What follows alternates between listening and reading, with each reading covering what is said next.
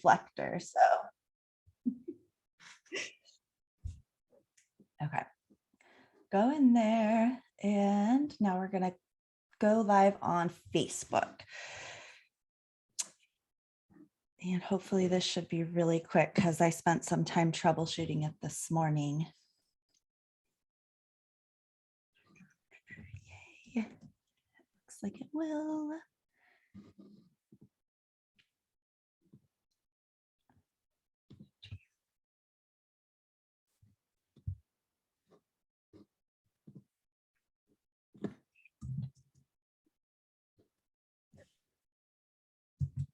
I'm a part of too many human design groups. I start typing in human design and it pops up every group but mine. There we go. Like, nope. Okay.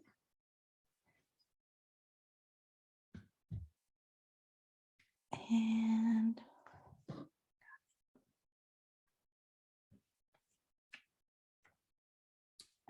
I think we are live, it looks like. I think so too. I think. So I'll give it just a second. I can see us live within the group. And I just have to say, I am really, yep, there we are. I'm really, really excited to be able to have you on today, Janette. So when you are watching, I just want to introduce Janette Gallardo. Hopefully I pronounced that correct. And Janette and I got the chance to talk a couple of weeks ago. So we first met because we are both authors in our new book, Stop Overworking, Start Overflowing, 25 Ways to Transform Your Life Using Human Design. And so we were connected through the lead author, Christy Sullivan, and we both have a chapter in this amazing book. And so we talked a couple of weeks ago, and it was just, we had so many similarities. I think so much of our chart, we're both profile 2 5s. I think we're the same type, both manifesting generators. And so just so many similarities. We had such a great conversation.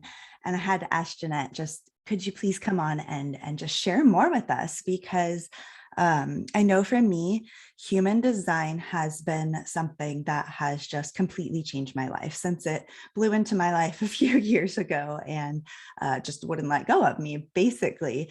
And so being able to hear other people's stories and then be able to share, you know, with you guys, with our audience, with our listeners, being able to share with you this information and how we use it and how it's changed things for us. I think it's such an honor, but I also think that it's just such, I don't know, something that we just need to share. Like, it's just kind of like this gemstone that we've stumbled upon that it's just like, how can you not share this, right? So I know Janette. I want to do a quick little intro. She has got 20 years of experience in business finance, and she interweaves that with human design to help entrepreneurs change their relationship with their finances. And I really love your motto. You humanize finances for conscious entrepreneurs. Absolutely love that. And I'm really excited. I'm going to keep talking. I'm like, I could talk forever. I'm excited about this because I've been on my own financial journey within the last couple of years too. So we'll, talk a little more about that. But Janette, I want to turn it over to you. Let you talk a little now before I just steal the whole show. I would love if you just gave us a little intro of yourself. Tell us a little about you. And then I would love to kind of know how you came to human design. Like, how did you find human design? How did it find you?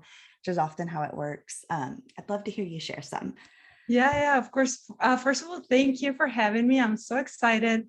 I was telling Christy that every time I get to talk about human design, it makes my day because it's something that I'm very passionate about. It has truly transformed my life in all areas of my life, not just through my business, but everything.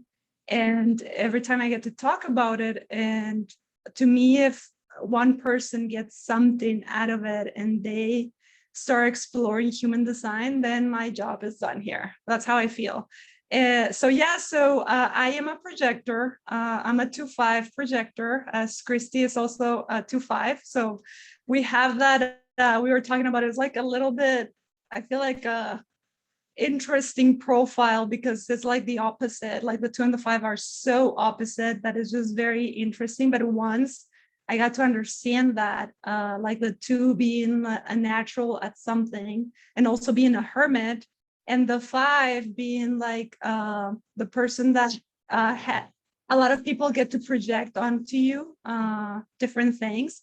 And I always felt this pressure, especially around work. Before I started my business, people would project onto me things like, oh, she can do this, this, and this. And then I would take on that projection and I would try to deliver something that wasn't even me. And it was just like so draining, so overwhelming. And then people would get disappointed because they had this expectations that I didn't even commit to. So for me, that 2-5, understanding that was such an eye opener, because then I realized that, oh, hold on, I cannot see my own gifts. So I was confusing like people projecting onto me, whether they were seeing my gifts or it was a projection. So once I understood that, I was able to identify like, oh, these are my gifts. And I had to really go deep into that to understand what those were. So I could separate like, okay, this is what people are projecting and this is like my true gifts. But yeah, so I mean, as you said, I can go on and on and on about talking about just one specific topic. But how I got into human design was very interesting. I was facing a health issue a couple of years ago, and I, being the, I guess for me, I believe in a holistic approach. I believe in treating anything through, I don't know, like there's, before I submit or commit to anything, I have to get to the core of what is really happening and what is the core issue of it. And that applies to anything in my life. So for my health issue, it was no different. So I went into doing a lot of research, and I learned, I went through Ayurveda and learned that how we eat, what we, how we nourish ourselves, our body, our mind, our emotions, how that plays and can manifest into a disease and can have impact on our health. So I started like going into the rabbit hole of Ayurveda, and I almost felt like, you know how they say that if you start looking the path, like the answers will come to you. That's how I felt things started showing up for me. And human design was one of them, which I would have never looked into human design if I wasn't facing the situation. And so it came to me at that point, and I was at that point very open to anything that would come my way, because I was truly trying to find a solution or something to help me get better and feel better. So human design came at that point. And when I first read my human design, it blew my mind. I was like, wow, I have been doing everything against who I am. And no wonder life feels so hard. For me, I was following all the cookie cutter rules, like what society tells you, like you get a job, you climb up the ladder, you work a 9-to-5 job, you do all those things. And I did do all those things. And I was able to achieve, I guess, what society would call success, but it didn't feel like that to me. It was draining. It felt so hard, and it just felt like I was going against the flow of things. And when I learned about human design, I'm like, okay, I'm interested about all of these things. And I tend to test things as part of my, like who I am as, and it's all written in my human design, like I tend to test things a lot, and I'm like, okay, I'm going to test this. I'm not going to take it as a Bible or as this is it. I'm going to play with it. I'm going to see what resonates, what doesn't, what works, what doesn't work. And yeah, soon enough, being a projector, which that means you have to be invited, like genuinely invited to everything, basically, like conversations, to projects, to relationships, to everything. And before that, I was inviting myself to everything. Like I was that person that I was like, oh my goodness, I learned about human design. Let me put it in your face and you want to do this, you want to learn about it. And this time I'm like, okay, I do that a lot. And I was going against my design. So this time I was like, I'm gonna wait to be invited. So I stopped kind of like pushing my new tool, my new things onto people. And I just started waiting for people to come to me. And it became so magical because I learned that I was wasting so much energy on the wrong things.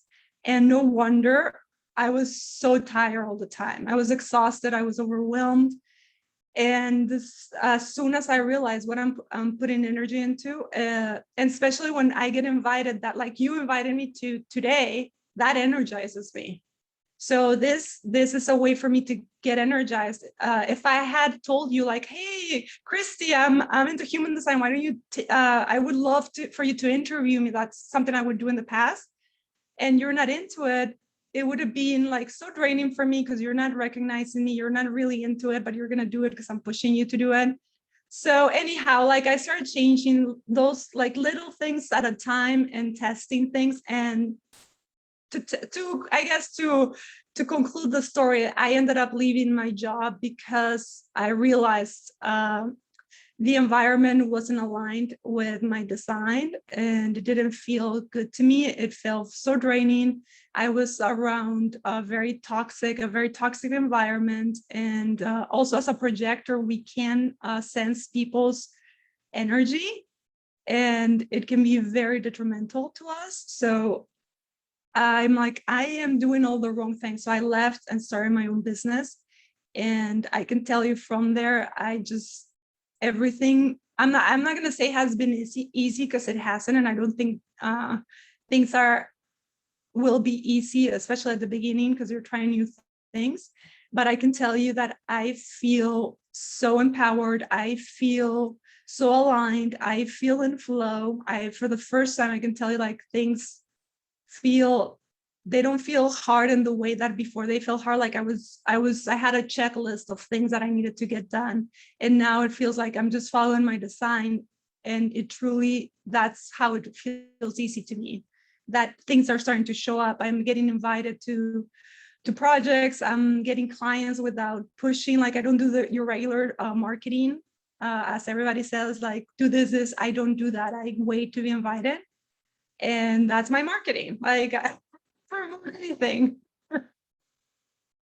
This is so exciting because I feel like you said, I'm a few years into my experiment and this journey, but every time that I hear somebody talk like you about human design and just how like it transformed how you realize these different things about yourself, or you realized how your energy should be working and you made a tweak and you're like, wow, this does work, right? And it's so exciting to me to hear these stories that people share. I really love what you said about how I invited you to this interview, right? And I love the way that this interaction worked. And I think that I incorrectly said at the very beginning that you are a manifesting generator and it is projector. So I apologize for that. So no worries. I'm a manifesting generator though. That's why I'm just like all over the place, talking really fast. But I love the way this worked because you initially reached out to me, right? And said, hey, let's just do a call to connect so we can talk, get to know each other, right? And my response was like, heck yeah. That was my sacral response. And then we talked. And then that gave me the chance to say, again, I want you to come on the show, which then I invited you and then you got to respond, which, so it's just a really cool way to see how like our strategies played out. Sometimes I talk too fast and I start messing up my words, because as a manifesting generator, my whole strategy is to respond to those things that excite me, light me up.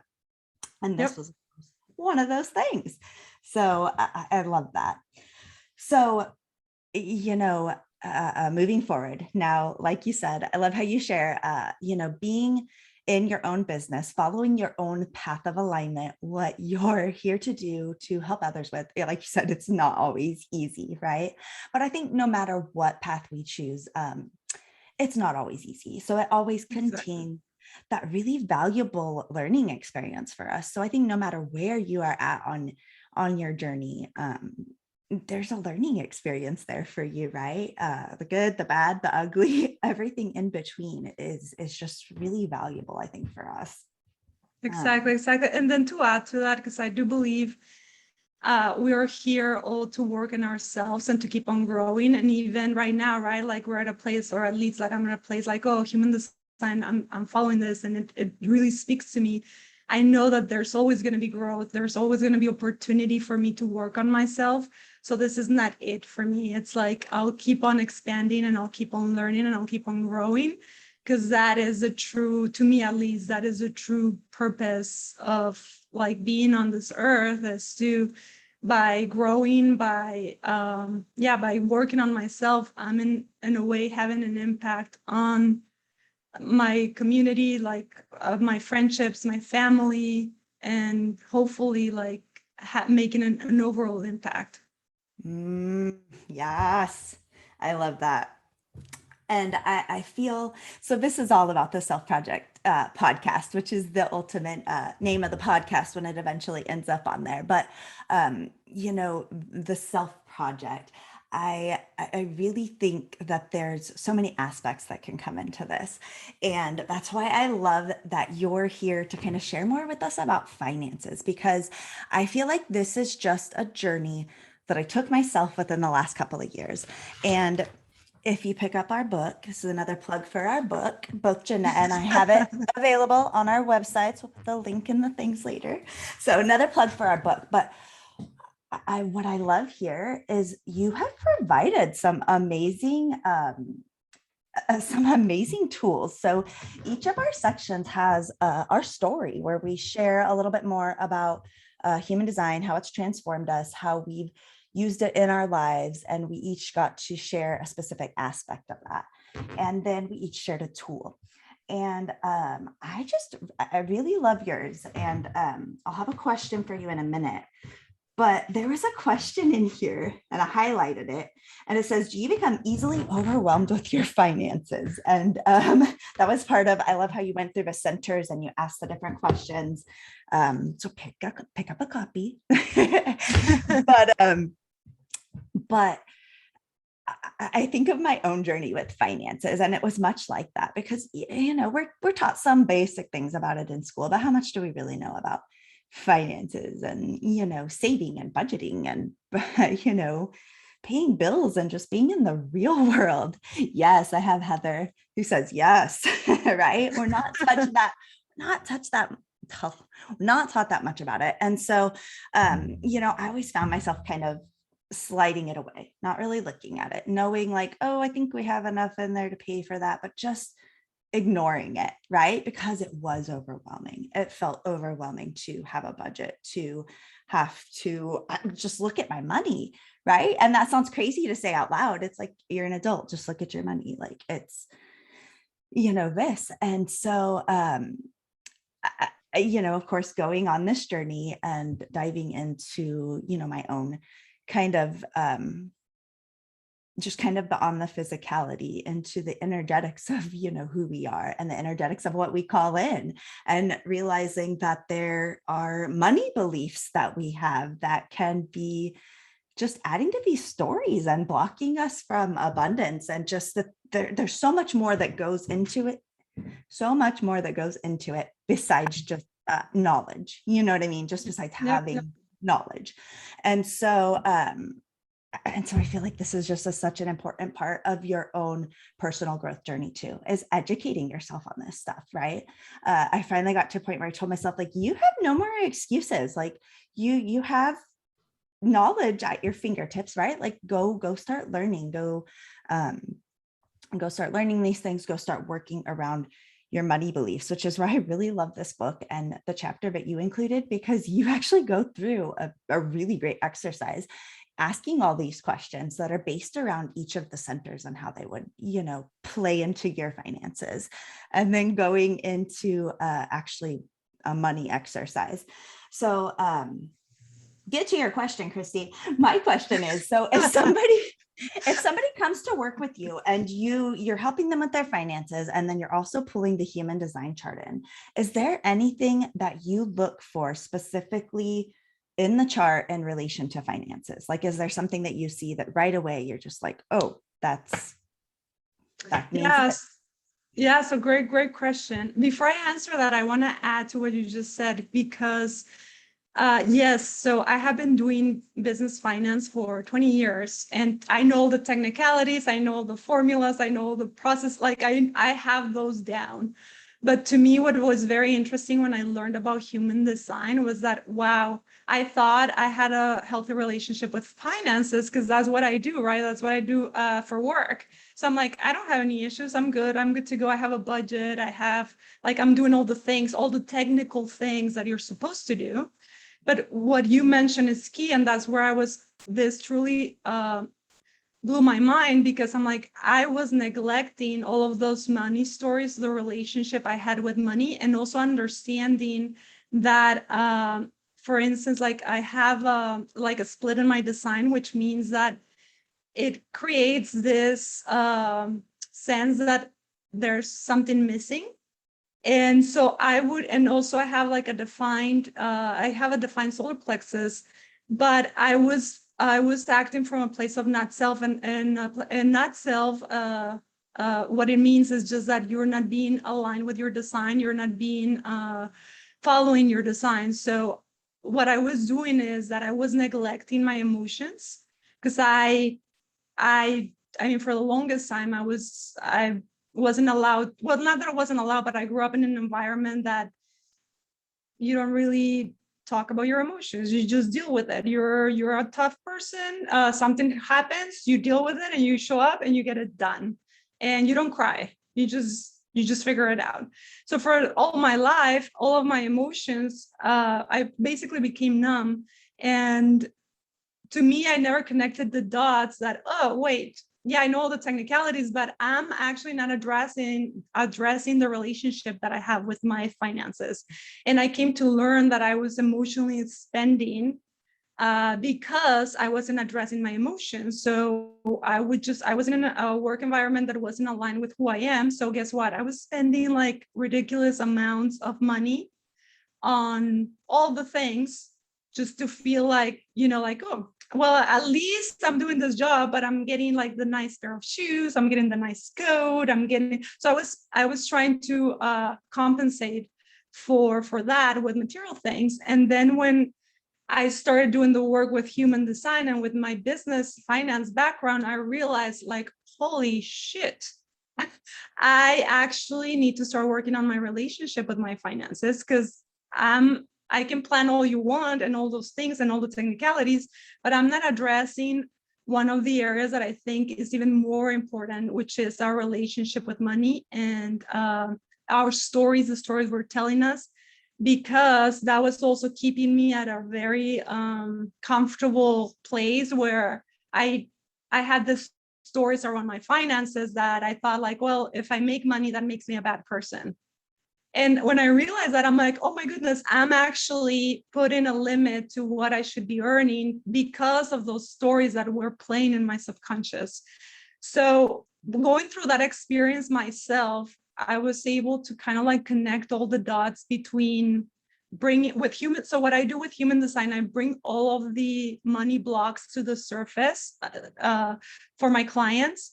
So the way I work with them is we talk about their goals, where they are in their finances, where they want to be, what is limiting them. And then we look at their human design, and I bring all those money blocks to the surface, and we start working on those. So sometimes what ends up happening is that there's some fears or emotions around finances that might be yours, and it's okay. Like, if you, like, for me, for an example, for me, I have a fear of the unknown that's in my design, and it's something that I fear. The unknown, like, scares me. So for me, it was like, I don't want to make big purchases, like buy a house, because what if I want to move to Europe next year? What if I want to take off, and like I don't want anything tying me down. So when I learned that about my design, I was like, okay, it's okay that I have that fear. It doesn't mean that I have to act on it. It doesn't mean I just acknowledge it and still keep on going with my financial decisions, my financial plan. But then I learned that any other fears or conditioning from my environment that wasn't part of my design, that for sure I needed to let go because it wasn't mine. Because sometimes what ends up happening is that our parents, our take givers, they pass on to us their fears and their conditioning, and then we make it our own, and that blocks us. So what I do with human design is identifying those, what is yours and what is not yours. What is not yours, you let go and you work on it, and kind of like I call it like developing a money mindset, where you let go of all of those things that are not yours. Now the ones that are yours, you acknowledge them and you know that they're part of who you are, but it doesn't mean that you have to engage with it. It doesn't mean that you have to dwell on it. It doesn't mean that, it just means that it's natural to you. You acknowledge it, and then you decide if you want to move on or work more on it, so you feel comfortable and safe around that area. And then from there, I start working with my clients on the technicalities. Like the technicalities to me are and maybe because I have been doing this for so long, but to me that's the easiest piece of it, because once you can acknowledge like all of the other stuff, all of the blocks and the relationship that you have with your finances, the technicalities are going to be the easiest. And I feel like how we treat things in our current environment is the opposite. Well, first of all, we neglect our emotions around money. We don't talk about it. We don't do anything around it. We do only the technicalities, but guess what? Doing the technicalities probably is going to give you more anxiety, more overwhelmed, you're going to feel more scared. You're going to feel powerless because we're not addressing the things that need to be addressed first, which are your relationship with your finances. So many important points in there. I actually wrote down a note because you talked about how, a lot of the money stories and beliefs that we have are passed on, like much of our conditioning from our parents, from the way that we grew up, the environment around us. And when you talked about parents passing on the conditioning, it just makes me think. So I have 5 boys myself, and the money stories that I've already passed on to them, I already see reflected back at me, because as in the last few years, I've work to change my money stories, work to identify my beliefs, work around those, and all of that. I now see my children reflecting those old beliefs back at me, where I'm like, oh no, wait a minute. Wait, could you just forget that I ever said that? Like, let's start fresh. And it's so hard, right? But I just think that it's a good reminder to just to myself of how far I've come. Like, okay, those were the beliefs that I had. Now I've passed those on. It's okay, right? Now that I'm working on those, I can still be an example to help them shift those beliefs themselves. And of course, they're going to have their own learning experiences. That's something that I've had to really learn too. I can't take their experiences away from them. It just is what it is. So I just had to write a note on that, because it's like, ooh, I could really relate with that passing on of the conditioning. Right. And that is the beauty of it. Like all of us have that, but it doesn't mean that that's it. That doesn't mean that we're stuck. That doesn't mean that that's how we live life. That's the beauty of it, that we get to work on those areas and actually come out of it stronger. So even if you have passed on all of those beliefs to your kids, they're still like, they can still work on them. And you now being where you are and having all those tools, I mean, that's such a blessing for them, that you can guide them through this journey and like help them with the pieces that before you weren't aware of, that now you can pass that on to them, like all this knowledge. So I think that to me, it's even more powerful that, I mean, yeah, you get to pass on when you weren't aware, but now you get to work with them and give them those tools. Yes, yes. But sometimes it is frustrating. I'm just like, oh, what was I thinking? But I love that because like you said, it's a reflection and learning, and now I get to really I guess practice those tools like you said, right? It's really practicing putting it all into motion and putting it in action really. um, because I feel like when we, we repeat something back or we teach something, it just cements it further for us and it gives us, deepens our experience. Right. So I wanted to add something. I wanted to add something that you mentioned earlier about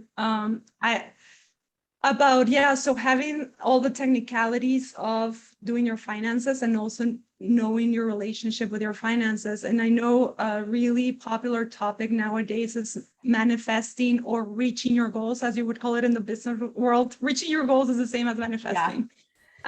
So one of the things that I do believe is a combination of the two is key. A combination of understanding your relationship with your finances and also working on the technicalities is going to get you there. Because then again, if you're like just working on the relationship and yeah, I'm making money, I'm making this, I'm bringing money's energy and it's coming to me. But if you are not addressing it correctly, it's going to go as it comes.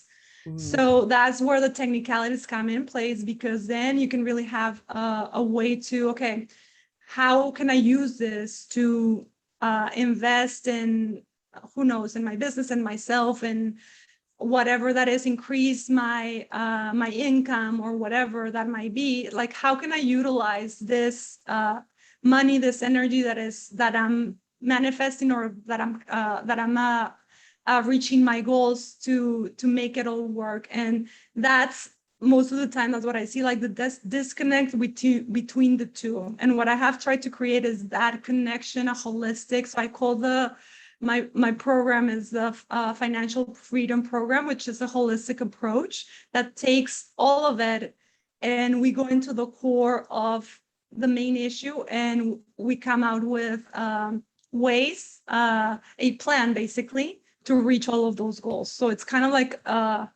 treating the whole money situation, not just one piece of it, but everything. Oh, I love that, treating the whole system.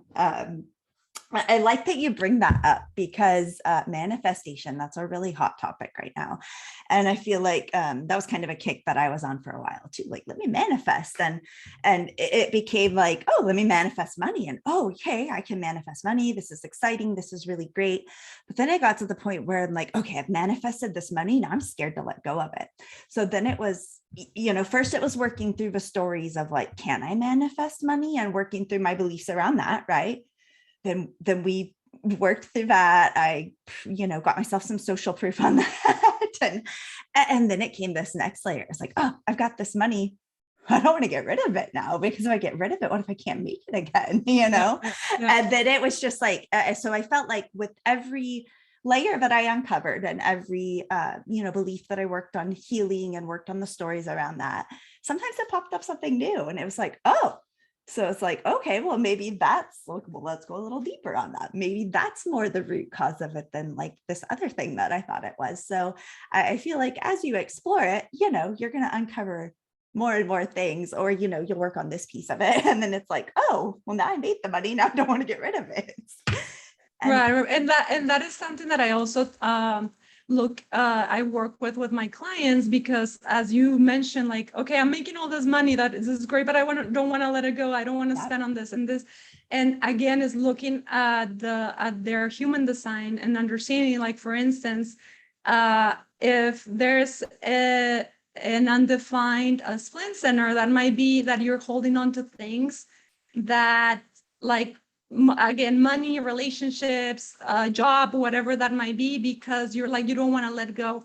But the way I see it and the way I work is, so if you let things come to you, let's say, for instance, a rent increase, like your rent just went up. Instead of holding on to, oh my goodness, like, where am I going to get this? Like, instead of looking at it that way, then shifting our mind to saying, okay, So this means that if I'm getting a rent increase, this means that I'm getting a raise in my salary as well. So you don't need to know how that is going to happen, but you just know that things coming your way, there's a purpose. But when we are living from a place of lack, you're only attracting lack. So when we look at it as money that, oh, I just made all this money, I'm not going to let it go because what about if I cannot make it again?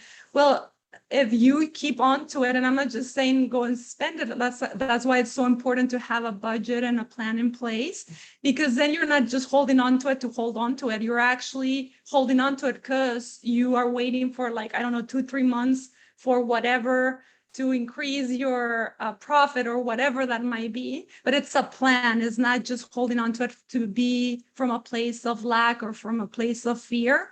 It's actually a plan. And when you do that, it's kind of like it lets the cycle flow. So money comes in, money goes out, money comes in. It's just the energetics around money is let it go, let it come in. And there's no way to get attached to that. So yeah, I just wanted to point that out because it's something that I do see and something that I do work on those little aspects that, okay, how can we improve this? How can we work on this area so that you can be in flow? I love that you bring that up because it got me thinking about what I kind of do with my money now, because it was like that before. Money's meant to flow. It's not meant to sit there and stagnate, right? It's an energy just like everything else. Like it wants to be moved in and out and used.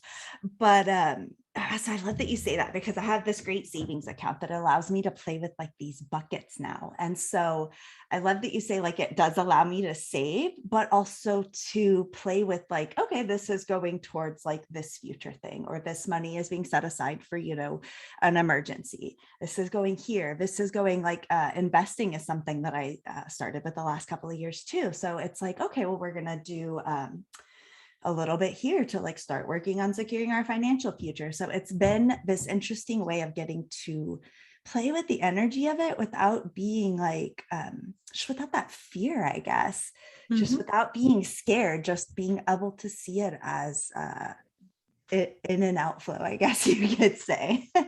Right. Yeah. And to add to that, like from the business point view, like sometimes I see that, for instance, oh, I don't want to increase my prices because what if my clients cannot pay for that?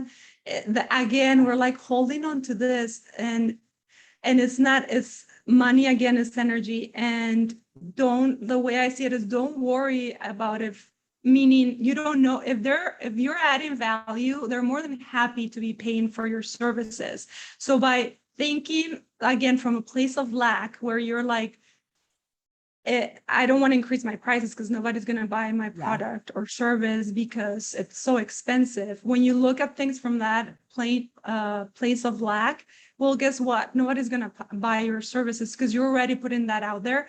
But again, one of the things that I work on is like making sure that your pricing it's aligned with your business, meaning like that your service or products are profitable and that they make sense so that you can feel comfortable setting those prices and yeah, selling it at that price so it's not uncomfortable to have a conversation with the client or whatever. So once again, to me, it's like that so important to look at the two areas of, I guess, the energetics around money, or however you want to call it. I like to approach it by human design, Yeah. like the human design aspect of it, and then the technicalities of what makes sense, what doesn't make sense. Like you cannot just go and pull like, oh, I'm gonna sell this for $10,000 because that's what I'm worth. Yeah, you probably will be worth that, but like let's look into the specifics of where you're adding value. Like let's do some research on like competition, like industry benchmarks, all of those things. So when you have the conversation with a client, you can actually show the value that you're providing and why your program or whatever is it's at that high price point. But again, it's all kind of like bringing it all together. So good. So good. So And I love that you say that, because of course each chart is unique. We know that we both have a profile 2-5, but how it plays out is completely different. I think we talked about another channel that we both shared, and it played out different for each of us, but yet it's still us. And it's really beautiful to be able to see, like, yeah, there's some things you could look at the chart to be able to start pulling out these beliefs and all of that. But you know it's not generic though. Like, you can go so deep with it Yeah. according to yourself, and I think that's And what I I, love. yeah, and I love that you mentioned that, that just because like your chart says some, meaning you pull your chart, right? And it's not gonna mean exactly the same thing, because we have actually, I think one or two channels in common, I Yeah. think we said. And to me, it's like, okay, so okay, from what I'm telling you about this channel, what does it mean to you? How does it apply to you? Because it's not going to apply to everybody the same way, because we're wired differently. Our upbringing is different. So whatever might be like how it may have an impact on you might not have the same impact on me. And to me, that is very, very important, because most of the time what I see, and I think we have talked about this before, like that I see human design being weaponized as, oh no, you're this and it's supposed to be this way. No, it's not. Because even it's just human design is there for guidance. And at the end of the day is, how does it feel to you? How does this channel, how does this gate show up for you? And there might be some similarities, but it doesn't mean that it's going to be exactly the same person to person. And I want to make that, I like to point that out, because I see that all the time, that it becomes weaponized. Almost becomes like a cult, and is not. Human design is for you to experiment, to have fun with it, to see what resonates, what doesn't. And then maybe years from now, you're gonna, like, maybe there's a channel. I think we were talking about a channel that you're like, for the longest time I couldn't Yeah. understand it, and then years later you're like, okay, I get it now. Yep. Because again, there's so much conditioning too, that you're not might not be able to see that clear because of all the conditioning. And it's okay. It doesn't mean that you have to. It means that maybe just let it be, and maybe late years from now, when it's meant to happen, you're going to be able to connect all of it. Oh, I love that you bring that up, because I feel like it is a lifelong journey. I think that you did mention on our call a couple of weeks ago, we were talking about one of the channels, and you just said something. Oh, it was the channel 1-8, and you had said something about, like, oh, they're really great at showcasing other people, and it was just like, whew, it like I'd never heard that before, and I thought, oh my gosh, it makes so much sense why I love my podcast, and why I just love showcasing people on it rather than just talking on it myself. And so it was just like, oh my God. And so I feel like I have those moments so much with human design, even years later. And I think that that's just incredible, because I think, like you said, a ways back, we're always learning, we're always growing, we're always evolving. And this has been, for me, human design has just been that way. That's helped me with that self-discovery. And it's just my thing. Yeah, and there's Same so with much. you. Yeah, then there's so much. I just feel like I will never end learning about human. Every time I learn something new, and even I love learning and going deep. I go into the rabbit hole of human design. Is like, and then I have to take breaks, because I'm like, okay, I want to learn all of it in like a couple of No. weeks, and it's not going to happen because it's so deep, and I keep on learning about it, and it's just it blows my mind. Like, the deeper I go, it's just it's so good. And then for me, like for my design, I have to like, I like learning about it, like kind of like the theory behind it and understanding how it works. And then I have to go out and test it out. And that's what, Yeah. and it's so funny to see that I have been doing that with, even before human design, I would do that. And it would get me in trouble at work, because I was like, why are we doing this way? It doesn't make any sense. And they would be like, oh, because we have been doing it like this for years. And I'm like, okay, well, that's doesn't make any sense to me. But it's something that that's what I love about it, is that it's a tool, therefore, that is going to grow with you. It's going to help you get deeper into the self-discovery. And I do believe it's, if somebody were to tell me that they're the masters at, like a master at human design, I would doubt it. Like I would have like a lot of Yes. like questions, because it's so deep. And even if you're a master, it doesn't mean that it's going to show up like that for every person. Yeah, you may be a master at the technicalities, but it might show up for that particular person differently. So how can you be a master? So that's what I love about it. It's just, to Yep. me, it's just a fun way of exploring and growing. Yes. And I think that that's what brought so many of us together, that, shared in the human design book with the authors, is that I feel like we all feel that way about it, where it's just like you said, there's the technicalities, there's the underlying foundation, but it's so unique. Each person puts such a unique spin on it because of how it plays out for you. So it's just like, there's no, like, it's not wrong if you're experiencing the energy that way and you're like, well, I'm not experiencing this way that they said in this blog or on that post. Like, it's okay, there's a million other things that play into it, then it's okay. So I love, I don't know, I love that we've been able to connect and that we all have that same mindset about it. Yeah, I agree. So I will work on wrapping this up. Heather said thank you, and she followed you on Instagram, Janette. So super excited about that. Maybe that can lead to anybody that's listening. Where are they able to find you at online? What's your Instagram and what is your website they can go visit? Yeah. So I am on Instagram at Vita Solutions. So it's VITTA Solutions, and that's the name of my business, which means wealth in Sanskrit.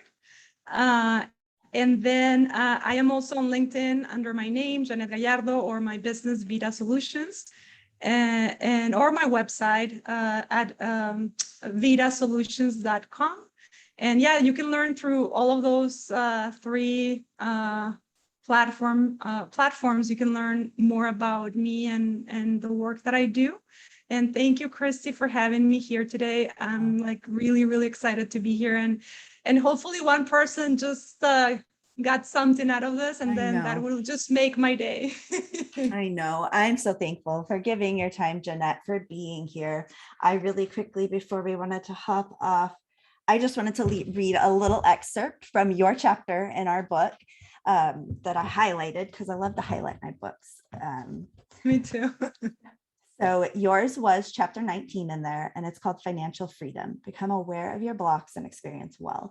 And this is like the very first paragraph of your story. And I highlighted it because I'm just like, I couldn't have put this into better words myself, of what human design is and what it's brought to my life and, your life. So you wrote, human design is a tool that transformed all aspects of my life. It allowed me to create awareness around my unique traits and provided a deeper understanding of who I am at the core.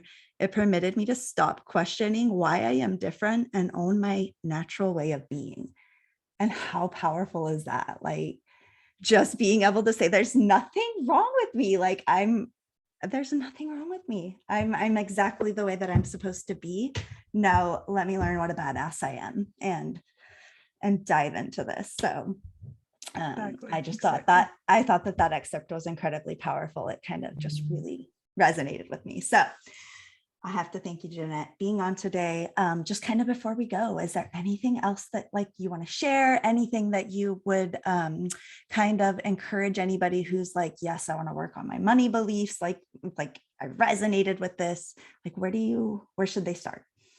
Yeah. So if any of this speaks to anybody, the book, in my chapter, I really try to do like an overview of what I do. So that would be a great place to start, to kind of like understand, learn more about your money, your relationship with money, learn about human design.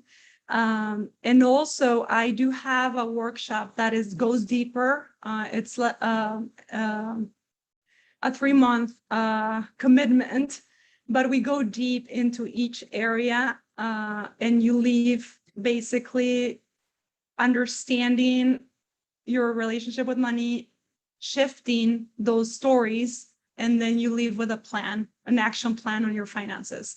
So I mean, for the person that is curious, I would start with the book. And then, or also on social media, I share a lot of content around that. So, or even and you know what the best advice would be is do what speaks to you. Like maybe it's not human design, maybe it's something else. Just follow what speaks to you, because I am a true believer that it doesn't matter what tool you use. Everything is connected and everything is going to take you where you're supposed to be. So just like, as we were talking, Christy, earlier, like I was kind of like at the beginning when I heard about human design, I was like resisting it. But don't resist what speaks to you. If it's human design, if it's, I don't know, a different tool that is out there that speaks to you, but you're like, what are people going to think? What are they going to say or whatever? Don't worry about that. Just go and truly go to what speaks to you, and you're going to find the answers there. That's a beautiful message. And I really hope it's such a heartfelt message, because I feel the same. So follow what's speaking to your soul. It doesn't matter if it's human design, it's speaking to you for a reason. We've learned that it was human design for us. We figured that out. But yeah, follow what's speaking to you. I love that message. So Janette, again, thank you for your time. It's been a pleasure to have you here today on the show.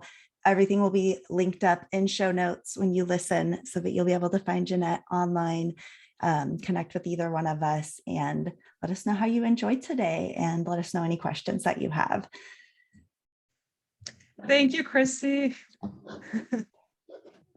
Okay, so I'm gonna stop our live stream. Done. And